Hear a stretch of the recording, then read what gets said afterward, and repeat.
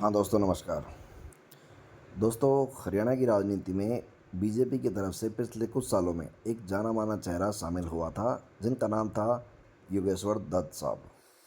योगेश्वर दत्त एक अंतर्राष्ट्रीय पहलवान हैं, जिन्होंने 2012 ओलंपिक में ब्रॉन्ज मेडल देश के लिए जीता था और खूब नाम कमाया था। फिर क्या हुआ, उसके बाद वो बीजेपी से जुड़ गए और बीजेपी ने उनको 2 बार एमएलए चुनाव के लिए बड़ौदा विधानसभा चुनाव से टिकट दिया और 2 की 2 बार उनको करारी हार का सामना करना पड़ा। तो दोस्तों, अब ये सवाल उठता है कि जो अभी 2024 वाले इलेक्शंस हो रहे हैं, इसमें योगेश्वर दत्त को टिकट क्यों नहीं दी गई। जो भी उनके चाहने वाले हैं या जो भी लोग राजनीति को फॉलो करते हैं, वो लोग उनके दिमाग में पक्का होगा कि योगेश्वर दत्त को अब की बार साइड लाइन क्यों कर दिया गया।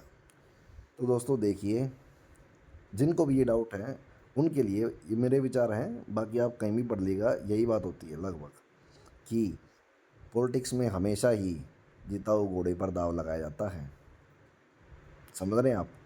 या तो आपका वोटर बेस इतना स्ट्रॉन्ग हो कि जिसकी कोई तुलना ही ना हो, ठीक है, या फिर आपका नाम एक तरफा से इतना हो गया हो कि दुनिया आपके नाम पे वोट दे दे। जैसे कि अभी जो ये लड़की थी पहलवान विनेश फोगाट, इसके नाम पे देखना इनको वोट मिलेंगे। अब की बार उनको भी कांग्रेस ने टिकट दिया है, ठीक है। तो योगेश्वर दत्त साहब का जो ओरा है, धीरे धीरे वो कम होता चला गया। वैसे वो जाट वर्सेस नॉन जाट की जो थोड़ी है, उसमें बीजेपी के लिए परफेक्ट बैठता है वो बंदा, लेकिन वो अपने दम पर वोटरों को अपनी तरफ खींचने में नाकाम हो जा रहे थे 2 बार से। और इस बार वो सीट भी चेंज करना चाह रहे थे। वो चाह रहे थे कि वो घुमाना से उनको, इसका मतलब ये होता कि एक जो कैंडिडेट है जो पहले 2 बार एक विधानसभा चुनाव से हार चुका है, फिर वो अब अभी सीट है वो चेंज करना चाह रहा है और अब की बार वो शहरी क्षेत्र में जाना चाह रहा था। लेकिन बीच में शायद कूद गए अरविंद शर्मा, जिनका ओरा लगता है कि एक राजनेता के तौर पर योगेश्वर दत्त से ज़्यादा बड़ा है बीजेपी के अंदर। तो यही कारण है कि योगेश्वर दत्त को दरकिनार कर दिया गया। अब देखते हैं योगेश्वर की अगली चालें क्या होंगी, क्योंकि हैं तो वो पहलवान ही, एक्चुअल में वो राजनेता अब तक बनी नहीं है। ना राजनेताओं की तरह कुटिल उनकी बुद्धि है।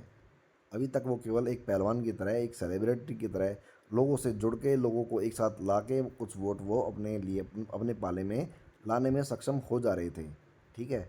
लेकिन वो अभी तक एक परिपक्व राजनेता नहीं बने हैं। अब देखते हैं इस बार टिकट ना मिलना, योगेश्वर का कैरियर यहीं ख़त्म हो जाएगा जो पॉलिटिक्स वाला, या फिर आगे भी चांसेस उनको मिलते रहेंगे।